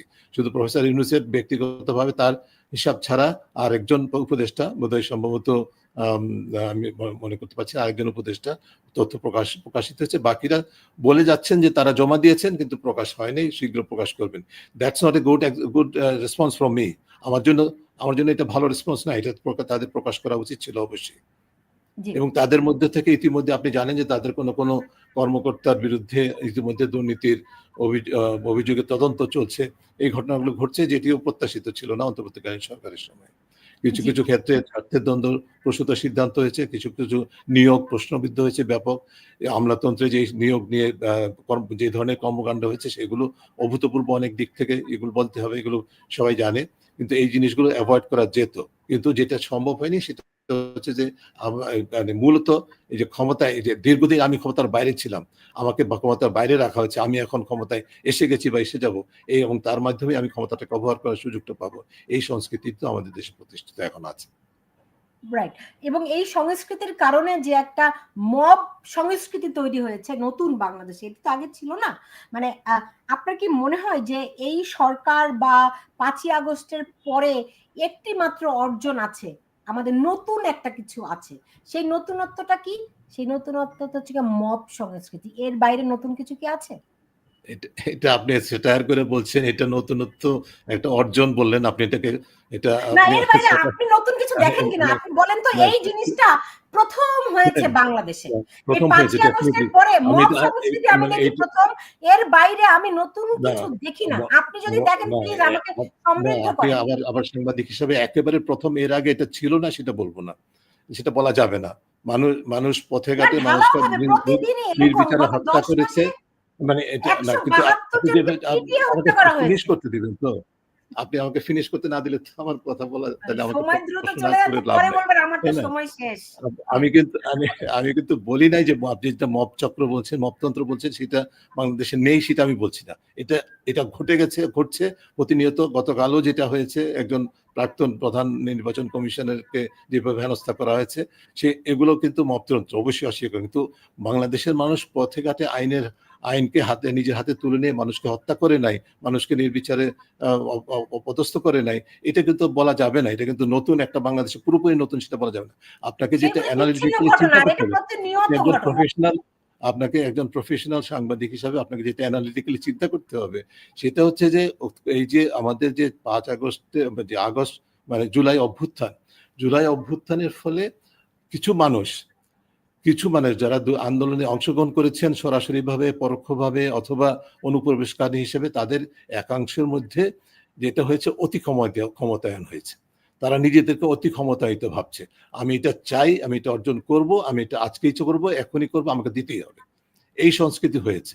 এটি একেবারে বাংলাদেশের জন্য সম্পূর্ণ ব্যতিক্রম। এটা কিন্তু বলা যাবে না। পৃথিবীর বিভিন্ন দেশে যেখানে এই ধরনের বিশাল ধরনের পরিবর্তন হয়েছে, আর এটা ঘটেছে, এই ধরনের ঘটনা ঘটে, যে অতীতে ঘটেছে, এখনো ঘটছে পৃথিবীর। কাজে এই জিনিসটাকে আমি ডিফেন্ড করছি না, কিন্তু এটা যে ঘটেছে এবং এই যে অতি ক্ষমতায়ন, সেই অতি ক্ষমতায়নেরই নমুনা হচ্ছে এটা। যে কারণে শুধু আপনি যেই মতন্ত্রের কথা বলছেন, এই মতন্ত্র কিন্তু আমার একেবারে আমলাতন্ত্রের কেন্দ্রস্থলে পর্যন্ত আছে, পথে ঘাটা তো রয়েছেই। কাজে এই বিষয়টাকে কিন্তু অবশ্যই একটা অত্যন্ত জরুরি বিষয়, কিন্তু এটাকে পলিটিসাইজ করার কোনো সুযোগ নেই। আপনি যেদিকে যাওয়ার চেষ্টা করছেন সেটা কিন্তু সম্ভব নয় বলে আমি মনে করি আর কি। ঠিক আছে, কিন্তু দেখেন, পলিটিসাইজ করা কোনো কিছু তো রাজনীতির বাইরে নয়। আমরা যদি দেখি সার্জিস আলম, হাসনাত, এরাই তো এই মপতন্ত্র শুরু করেছে। আমার কাছে এই ধরনের কোনো তথ্য নাই, কোনো ব্যক্তি সম্পর্কে আমি মন্তব্য করতে পারবো না। আপনার কাছে থাকতে পারে, আপনি সেটা নিয়ে কথা বলেন। আমি না, ব্যক্তি নিয়ে আমার না, আপনি আমি জানেন যে ব্যক্তি আমার বলছি না। ধরেন এনসিপি, এই যে মাত্র কদিন আগে আমি দেখলাম যে পুলিশ একজনকে আটক করেছে ধানমন্ডি থানায়। এই সার্জিস আলম গিয়ে তাকে উদ্ধার করে নিয়ে আসছে। এটা তো সব আমি জানি না পত্রিকার সেই, খবর। না এটা আমি তার পক্ষে বা বিপক্ষে, যদি সেটা সার্জিস আলম হোক তারা আর কিছু যেই হোক, হলেই বলবে রাজুতে না আয়। মানে না না, ডক্টর ইউনূসের যেই হোক সরকার। না কেন, যদি যদি আপনার এই যে তথ্যের উপর ভিত্তি করে আপনি অভিযোগটা তুলছেন, সেটা যদি সঠিক হয়ে থাকে, সার্জিস হোক আর যেই হোক, তাকে জবাবদিহিতা নিশ্চিত করা উচিত অবশ্যই। সেটা আমরা মনে করি এটা অপরাধ, এটা কেউ করতে পারেন না। রাজনীতির নামেই হোক, অন্য যেভাবে আন্দোলনে বিজয়ী শক্তি হিসাবেই হোক, যেভাবেই হোক না কেন, এটা কোনো অবস্থায় গ্রহণযোগ্য হতে পারে না। এটাকে আমাদের প্রতিবাদ করতে হবে। এটা আপনি করবেন, আমি করব, দেশবাসী করবে। দেখেন, কালকে যেভাবে করে সিইসি কে, সাবেক সিইসি কে হেনস্থা করা হয়েছে, মানে এটা তো ওই যে দুর্নীতির ধারণার সূচক। এটা তো একটা সেই সূচকের মতোই, যে অন্যদের উপর একটা মানসিক চাপ তৈরি করা, যে আমার পরিণতিও এরকম হইতে পারে। রাইট? ডেফিনেটলি এটা তো এটা এটা কোনো আমি যেটা বলছি, কোনোভাবে এটা গ্রহণযোগ্য নয়। তো এটার সাথে আপনি দুর্নীতির ধারণার সূচকের মানে লিঙ্ক করার তো আমি কোনো কারণ দেখতে পাচ্ছি না। না, এখানে যেই জিনিসটা তাহলে ঘটেছে সেটা হচ্ছে যে, আমি আপনাকে বলি, আপনার ব্যাকগ্রাউন্ডটা একটু শুনতে হবে। একটা হচ্ছে নির্বাচন প্রক্রিয়া সংস্কার কমিশনের পক্ষ থেকে একটা সুনির্দিষ্ট প্রস্তাব আছে, যে যারা এই নির্বাচনগুলোতে, কর্তৃত্ববাদের মেয়াদে নির্বাচনগুলোতে যারা নেতৃত্ব দিয়েছিল, তাদের জবাবদিহিতা নিশ্চিত করতে হবে যথাযথ তদন্ত সাপেক্ষে। এই বিষয়টাকে ধারাবাহিকতায় অন্তর্বর্তীকালীন সরকারের প্রধান কয়েকদিন আগে ঘোষণা দিয়েছেন যে একটা কমিটি গঠন করে একটা এই বিচার প্রক্রিয়া সম্পন্ন করতে হবে। তার পরবর্তীতে একটা রাজনৈতিক দল তথা বাংলাদেশ জাতীয়তাবাদী দল তারা একটা মামলা করলো। এই মামলা করার প্রেক্ষিতেই সাথেই দেখা গেল পরবর্তী কয়েক ঘন্টার মধ্যেই এক ধরনের আপনার কথা অনুযায়ী দিস ইজ ফ্যাক্ট একটা মপতন্ত্র ঘটে গেল। এই এই তাকে কি বলে যে বিভিন্নভাবে হয়রানি করে হ্যারাস করে রীতিমতো অপদস্থ করে জুতার মালা ইত্যাদি করে, যেটা কোনো অবস্থায় গ্রহণযোগ্য নয়, একটা মানে পুলিশের হাতে হস্তান্তর করলো। শুধু তাই নয়, আপনি মপতন্ত্রের কথা বললেন, মপতন্ত্রটা ঘটেছে কিন্তু একেবারে পুলিশের নজরের সামনে, পুলিশের উপস্থিতিতে। আপনি পুরো সিস্টেমটাকে কিভাবে কোথায় ঠেলে দেওয়া হয়েছে সেটা কিন্তু আমাদেরকে বুঝতে হবে। এটা হচ্ছে যে পুরো আমাদের যেই প্রতিষ্ঠানগুলো, যে প্রক্রিয়াগুলো আমাদের এগুলো প্রতিরোধ করার কথা, নিয়ন্ত্রণ করার কথা, সবই কিন্তু ধ্বংস করা হয়েছে। যারই প্রতিফল হচ্ছে যে মপতন্ত্র আজকে সচিবালয়ে ঢুকে সচিবালয়কে বা জাতীয় রাজস্ব বোর্ডকে বা বিভিন্ন সরকারি প্রতিষ্ঠানগুলোকে, স্কুলে, শিক্ষক, কলেজে, বিশ্ববিদ্যালয়ে মপতন্ত্র তো বিভিন্নভাবে পরিচালিত মানে চেষ্টা হচ্ছে। ওই প্রিন্সিপালকে বলা হচ্ছে স্বাক্ষর করুন, রেজিগনেশনে স্বাক্ষর করুন, এবং পরবর্তীতে তাকে আবার পুনঃ বহাল করা হচ্ছে লেনদেনের মাধ্যমে। এই ঘটনা ঘটছে, চোখের সামনে ঘটছে, সংবাদে প্রকাশিত হচ্ছে। অত্যন্ত বিব্রতকর, এবং এটা হচ্ছে যে কোনো অবস্থায় গ্রহণযোগ্য নয়। কিন্তু আমি যেটা বলছি, not in defence of this, সেটা হচ্ছে যে জঞ্জাল সৃষ্টি করা হয়েছে, at the end of the day এই জঞ্জালের পিছনে যে শক্তি ছিল তারাই তো এটার জন্য দায়ী, কারণ তাদের এই পরিবেশটা সৃষ্টি করেছে। এই যে অতি ক্ষমতায় হলো, এর কারণটাই তো কিন্তু হচ্ছিল আমার কর্তৃত্ববাদ পতনের জন্য অতি ক্ষমতায়নের সুযোগটা সৃষ্টি হলো, যার ফলশ্রুতিতে আপনার কি বলে যে সংবাদ গণমাধ্যম প্রতিষ্ঠানের সামনে গরু জবাই হয়, কি দেখা যাচ্ছে যে বিভিন্ন ধরনের যে অন্য ধরনের যে দৃষ্টান্তগুলো আছে সেগুলো ঘটতে থাকে।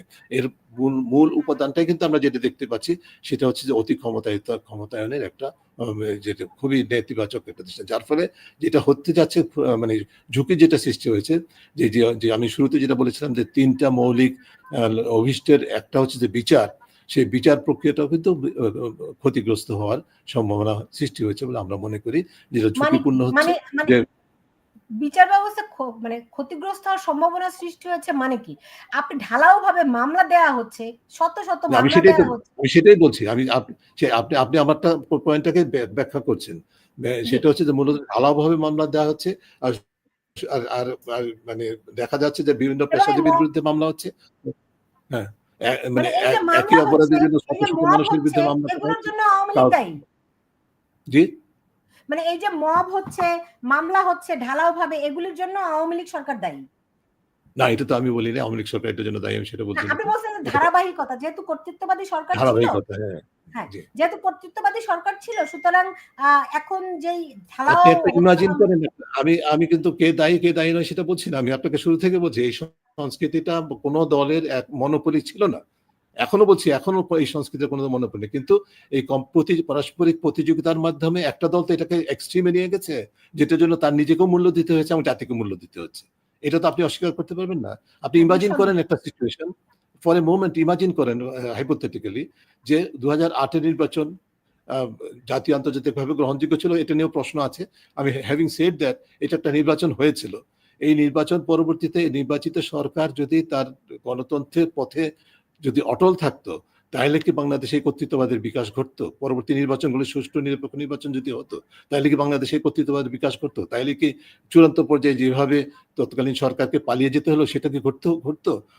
তাহলে কি ওটা যদি গণতন্ত্রের পথে গত 15 বছরের সরকার যদি থাকতো, তাহলে যে একদিক থেকে যেরকম কর্তৃত্ববাদের বিকাশটা হতো না, ব্যাপক দুর্নীতি, অর্থ পাচার, সেটাও কিন্তু অন্ততপক্ষে একটা সীমারেখার ভিতরে থাকতো বলে আমরা আশা করতে পারি। সেই জায়গায় সেটা না হয়ে যে পরিবেশটা সৃষ্টি করা হয়েছে, তার ফলেই কিন্তু যেই আন্দোলন করতে হলো ছাত্র জনতাকে, এবং তার ফলশ্রুতিতে কিন্তু আমরা যেটা দেখলাম যে একদিক থেকে পরিবর্তন আসলো, অন্য দিক থেকে সম্ভাবনা সৃষ্টি হলো, এবং পাশাপাশি যে চ্যালেঞ্জগুলো আসে তার মধ্যেই একটা অন্যতম চ্যালেঞ্জ হচ্ছে আপনি যেটাকে বলছেন যে মপতন্ত্র। এই মপতন্ত্রতে যে রিয়ালিটি ইন বাংলাদেশ টুডে, এটা তো কেউ অস্বীকার করতে পারবে না। ঠিক আছে, কিন্তু তাহলে আসলে এই ধারাবাহিকতাটা আমাদের বুঝতে হবে। জি, আমি বুঝতে পেরেছি। এখন ধরেন আওয়ামী লীগ ১৫ বছর ক্ষমতায় ছিল, তারা কর্তৃত্ববাদী ছিল, নির্বাচন দেয়নি, অনেক সমস্যার সৃষ্টি করেছে। এখন এই সরকার পতনের আগে পরে যেভাবে করে পুলিশ হত্যা করা হলো, থানাগুলো জ্বালিয়ে পুড়িয়ে দেয়া হলো, এই সংক্রান্ত প্রতিবেদন আপনাদের আছে কিনা? ১ নাম্বার প্রশ্ন। ২ নাম্বার, আমি জানি আপনারা বেসিক্যালি তথ্য সংগ্রহ করেন, কালেক্ট করেন নিউজ পেপার থেকে, রাইট? পত্রিকাগুলো। জানি ভাই, গণমাধ্যম আপনি আমি সরি আপনাকে এখানে থামাতে হবে। জি, এই পুরানো ন্যারেটিভটা বন্ধ করেন। জি। ১ নম্বর হচ্ছে যে পত্রিকা, আপনি পত্রিকায় কাজ করেছেন, আপনি পত্রিকায় যারা কাজ করেছেন তাদের সহকর্মী। পত্রিকা যদি একটা রিলায়েবল সোর্স অফ ইনফরমেশন না হতো তাহলে কিন্তু আপনি গণমাধ্যমের কোনো স্বাধীনতার জন্য সোচ্চার হতেন না, গণমাধ্যমের কোনো গুরুত্ব থাকতো না। এটা 1। সেকেন্ডলি হচ্ছে যে আমরা শুধুমাত্র পত্রিকা নির্ভর গবেষণা করি, এই যে ন্যারেটিভটা, এটা রাজনৈতিক দলগুলো করে। আপনি একজন সংবাদকর্মী হয়ে এটা করবেন, এটা কিন্তু আমার কাছে খুব অবাক লাগে। আমরা সুনির্দিষ্ট গবেষণা ছাড়া, গবেষণা নিজস্ব পদ্ধতিতে আন্তর্জাতিকভাবে গ্রহণযোগ্য মেথোডোলজি অনুসরণ করে আমরা গবেষণা করি, তার উপর ভিত্তি করে আমরা কথা বলি। এই যে এই পত্রিকার ন্যারেটিভটা আপনারা এটা বন্ধ করেন না, আপনি প্লিজ। আমার হয়তো বলায় ভুল ছিল যে মানে ওইটা একটা মানে পত্রিকাগুলো আপনাদের একটা বড় সোর্স, ওইটা একটা ইনিশিয়াল সোর্স ধরে দেন আপনারা নিজেরা ইন পার্সন ওই জায়গাগুলিতে গিয়ে গবেষণা করেন, তথ্য উপাত্ত সংগ্রহ করেন। এটাই ওই এটাই তো জায়গাগুলোতে ফ্যাক্ট। না, ওই জায়গাগুলো পত্রিকা, হ্যাঁ, ঠিক আছে বলেন আপনি। জি, জি।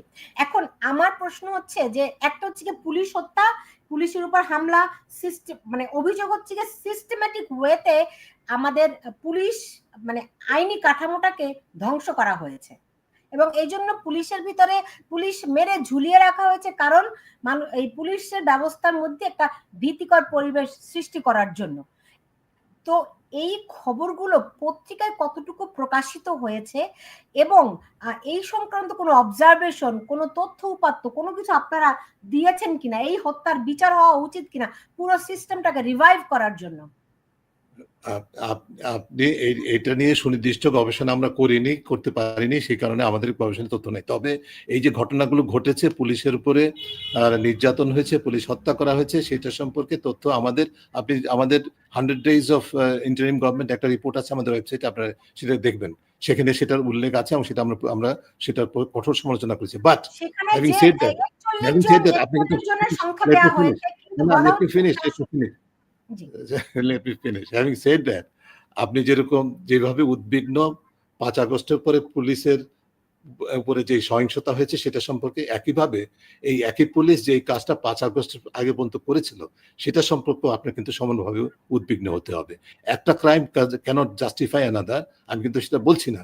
কিন্তু পুলিশ বাংলাদেশের ইতিহাসে যা করেছে আইন প্রকাশ সংস্থা সার্বিকভাবে, সেটি কিন্তু পৃথিবীর ইতিহাসে বিরল এবং সেটা একেবারে ভেরিফাইড ডকুমেন্ট তো আপনার আছে, ইউএন এর রিপোর্টটা আছে, আপনি দেখেন। কাজে এটাকে আমি কিন্তু এটাকে জাস্টিফাই করার জন্য বলছি না, পুলিশের বিরুদ্ধে না, না, যেটা না, করা না, হচ্ছে না, এটা না, ইফতেখার ভাই জাস্টিফাই দেখেন করার কত জন্য করছি প্রশ্ন না। যে কথার আপনি মধ্যে কি দিয়ে একটা আসে। একটা আন্দোলনের ইফতেখার ভাই, প্রেক্ষিতে আন্দোলনের প্রেক্ষিতে জি, যারা জি, আপনি যারা আপনি আমি দেখেন, আগে বলি আপনি বলছেন একটা তথ্য দিয়ে আরেকটা জাস্টিফাই করা যায় না। মানে একটা অপরাধ দিয়ে আরেকটা তো অপরাধকে জাস্টিফাই করা যায় না ১০০ বার। কিন্তু আপনি যখন পুলিশ হত্যা হয়েছে, এটা তো সত্য কথা। ঠিক অস্বীকার, আছে? আমি সেটাই বললাম, এটা তো অস্বীকার ওকে। করতে পারবো না। কিন্তু এর আগে যেই ধরেন পুলিশ যে অপকর্মগুলো করেছে আপনি বলছেন সেগুলো মানে প্রমাণ আছে। কোথায় প্রমাণ আছে? আপনি জাতিসংঘের রেফারেন্স দিচ্ছেন, রাইট? আপনার কাছেই তো জাতিসংঘ আছে। পুলিশের সঙ্গে কথা আপনি বলেনি, যদি একজন আইজিপির সঙ্গে কথা বলেনি। আপনার কাছেই থাকার কথা রে। আপনার কাছেই থাকার কথা। আপনি যদি একজন সচেতন নাগরিক হয়ে, যদিও দেশের বাইরে আপনি যদি ইন্টারন্যাশনাল মিডিয়া যদি ফলো করে থাকেন, দেশের মিডিয়া যদি যতটুকুই প্রকাশিত হয়েছে যে তাতে যদি ফলো করে থাকেন, তাহলে আপনি নিশ্চয়ই দেখেছেন পুলিশ কি ধরনের রাইট। আমি সেই প্রেক্ষিতেই বলছি, কিন্তু ওইটা তো পত্রিকায়। একটা যে হচ্ছে গিয়ে মানবাধিকার লঙ্ঘন করেছে। হ্যাঁ। ইত্তেক ভাই, আপনি তো খুব ভালো করেই জানেন। একটা হচ্ছে গিয়ে পুলিশ ইনভেস্টিগেশন আর একটা হচ্ছে গিয়ে জার্নালিস্টিক ইনভেস্টিগেশন বা ঘটনা কোনটা ঘটে। তাৎক্ষণিকভাবে আমরা অনেক কিছু জানতে পারি না। যেমন ধরেন উপদেষ্টা আ ডক আ ইয়া কি ডক্টর সাখাওয়াত হোসেন, হ্যাঁ? তিনি বলছিলেন যে 7.62 যে গুলির কথা, রাইট? এটা দিয়ে হত্যা করা হয়েছে। বিভিন্ন সময় আমরা দেখতে পাচ্ছি যে বিভিন্ন পত্রিকার খবরেও আমরা দেখতে পাচ্ছি যে স্নাইপার দিয়ে ওই হত্যাকাণ্ড করা হয়েছে। সো পুলিশ তার ক্ষমতার না অতিরিক্ত প্রভাব খাটিয়েছে, এটা যেমন সত্য, কিন্তু সব হত্যাকাণ্ড পুলিশ করেছে সেই অকাট্য প্রমাণ কি আছে? কোন রকম পুলিশি ইনভেস্টিগেশন জাতিসংঘ কি সেই তদন্ত করেছে? করেনি তো। তাহলে আপনি কেমন করে বলেন অকাট্য ভাবে যে যত হত্যাকাণ্ড এই 716 জন হত্যা হয়েছে এগুলো সব আপনি পুলিশ আপনার ওয়ার্ডস করেছে? আমার মুখে জোর করে চাপিয়ে দিতে পারবেন না, আমি তো অফ কোর্স বলিনি। নট, অফ না, কোর্স নট। আপনি হ্যাঁ, এটা this is not a good practice.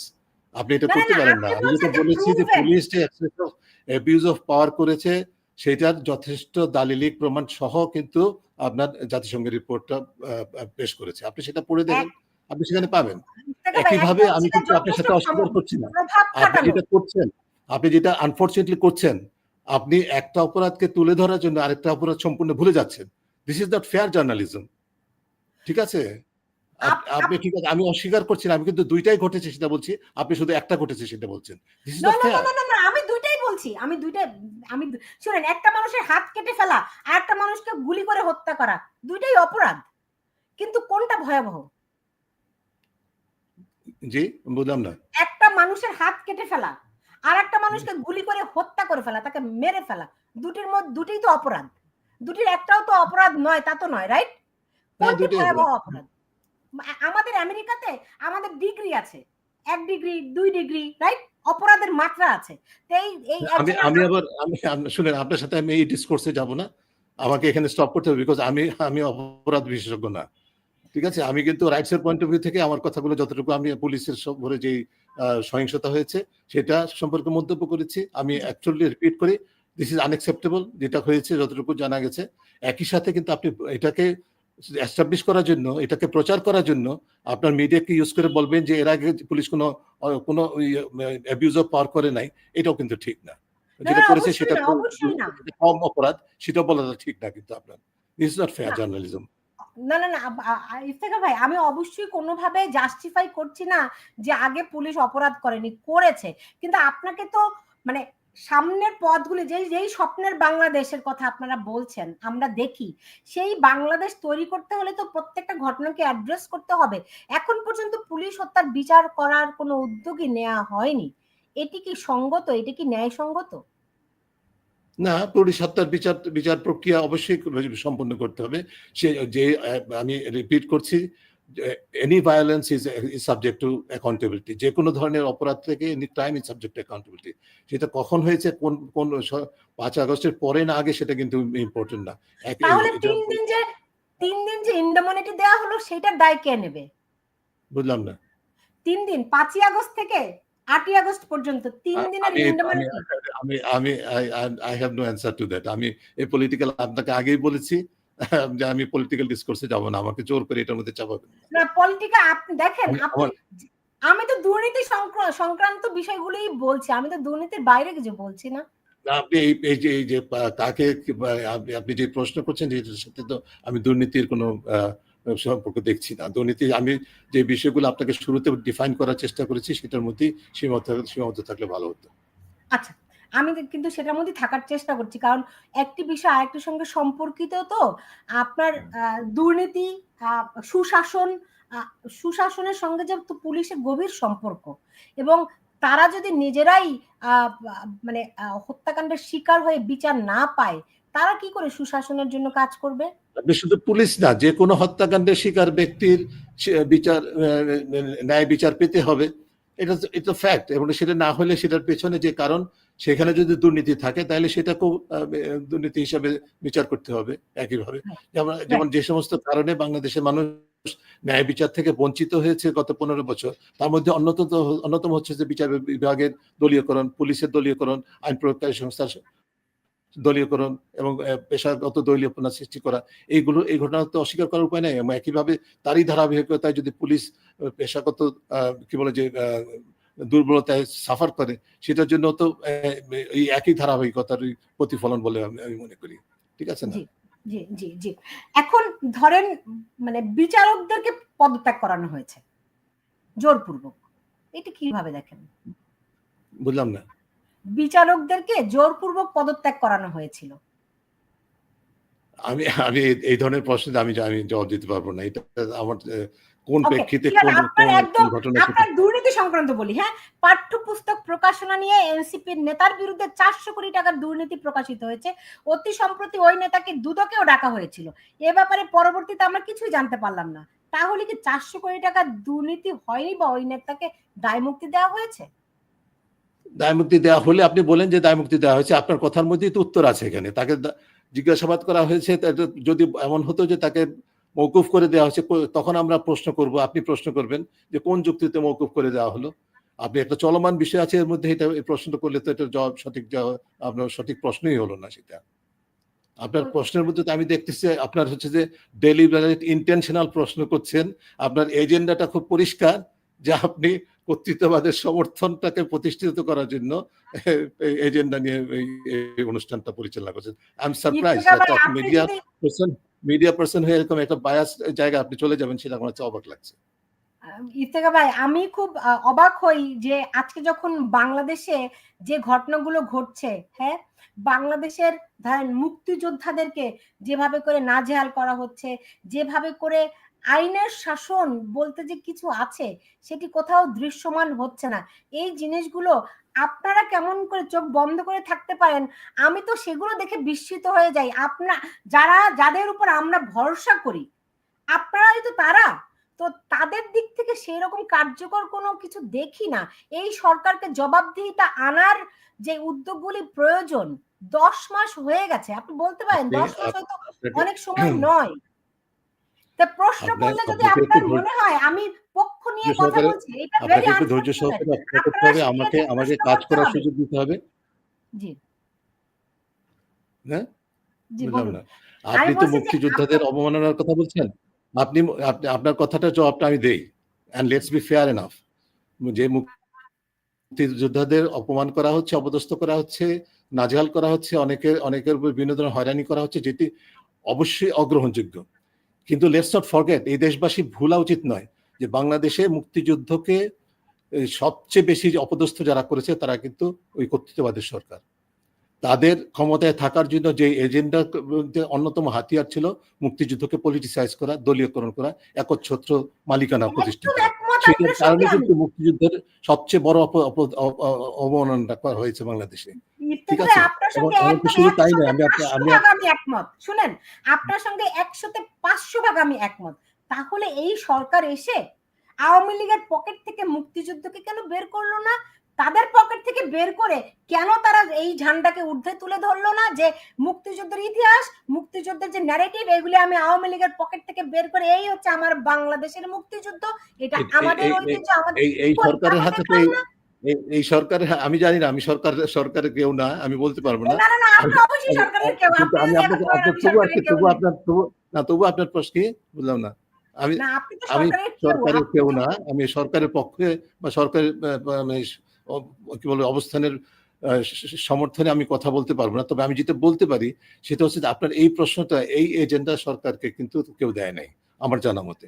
এই এজেন্ডা নিয়ে মানে আওয়ামী লীগের পকেট থেকে মুক্তিযুদ্ধকে বের করে নিয়ে আসা, এই ধরনের কোনো সুনির্দিষ্ট এজেন্ডা সরকারের হাতে আছে বলে আমার জানা নেই। কাজেই এটুকু আমি বলতে পারি না। তাহলে যদি বলে কেউ যে মুক্তিযুদ্ধকে সবচেয়ে অবমাননা করেছে আওয়ামী লীগ, এটা আমার ব্যক্তিগত অভিমত। আমি ব্যক্তিগতভাবে মনে করি যে বাংলাদেশে আসলে মুক্তিযুদ্ধের যে চেতনা, মুক্তিযুদ্ধের আদর্শ, এমনকি বঙ্গবন্ধুর যে আদর্শ, বঙ্গবন্ধুকেও সবচেয়ে বেশি অপদস্থ করেছে বঙ্গবন্ধুর পরিবার এবং কর্তৃত্ববাদী সরকার দেশবাসীর কাছে অবদস্থ করেছে। এবং একইভাবে মুক্তিযুদ্ধকেও সবচেয়ে বেশি অবমাননা করেছে বা অবমাননা হয়েছে কর্তৃত্ববাদী সরকারের সময়ে। এবং তার পিছনে অন্যতম কারণটাই ছিল ক্ষমতায় থাকতে হবে, ক্ষমতা ছাড়া যাবে না, এইটা হচ্ছে মূল বিষয়। সেখানে একটা মূল উইপন হিসেবে ব্যবহার করা হয়েছে, পলিটিক্যাল উইপন হিসেবে ব্যবহার করা হয়েছে মুক্তিযুদ্ধকে, মুক্তিযুদ্ধের চেতনার নামে যেগুলো প্রচার করা হয়েছে। ইফতেখার ভাই, আপনি যে কথাগুলি বলছেন, আপনি বলছেন আমি একটা ন্যারেটিভ দিচ্ছি, আপনিও তো একটা ন্যারেটিভই দিচ্ছেন। কেউ তো বললো না যে মুক্তিযুদ্ধ আমাদের অহংকার, আমার বাংলাদেশের অহংকার, এটা আওয়ামী লীগের সম্পদ না, চলুন আমরা সবাই মিলে মুক্তিযুদ্ধকে ধারণ করি। এই কথা তো সরকারের কেউ বললো না। কে বলেছে কি বলে নাই সেটা তো আমি দেখি নাই। আমি তো এটাকে আমাকে বলতেছেন কেন? এই প্রশ্নের কি জবাব দেবো আমি? বললো না, আপনি যদি মনে করেন, কেউ যদি বলে যে হ্যাঁ বলেছে মুক্তিযুদ্ধের চেতনা তারা ধারণ করে, এটা যদি বলে থাকে, আমার তো জানা নাই কেউ বলেছেন কিনা, বলেছে কি বলেন নাই, এটা তো কোনো ইস্যুটা হলো না। আপনি এই ধরনের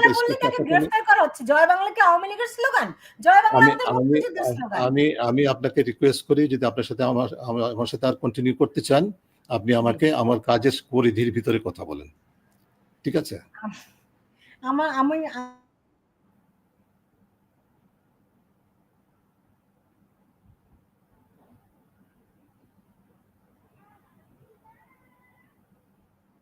মানে দল মানে আপনি বলতেছেন যে আওয়ামী লীগ দুর্নীতি করে, বিএনপি, আপনি বলছেন না, এটাই সত্যি ফ্যাক্ট। আওয়ামী বাংলাদেশের লীগ মানুষের দুর্নীতি হতে দুর্ভাগ্য, জি বাংলাদেশের মানুষের, হ্যাঁ আমি বলছি বোঝা গেল না আপনি। বাংলাদেশের মানুষের দুর্ভাগ্য যে রাজনৈতিক দলগুলো, মানুষ সবসময় তাদের দিকে তাকিয়ে থাকে, কিন্তু রাজনৈতিক দলগুলো মানুষের যে অন্তর্গত আকাঙ্ক্ষা সেগুলোকে গুরুত্ব না দিয়ে তারা সবসময় সবকিছুকে দলীয়করণই করে গেছে। তো এর বাইরে উঠে ইউনূস সরকার কি করতে পারছে বাংলাদেশের জন্য? আমি আমি ঠিক জানি না ইউনূস সরকার কি করতে পারছে, সেটা দেশবাসী দেখছে। এটা যথাযথ মূল্যায়ন আমরা করব।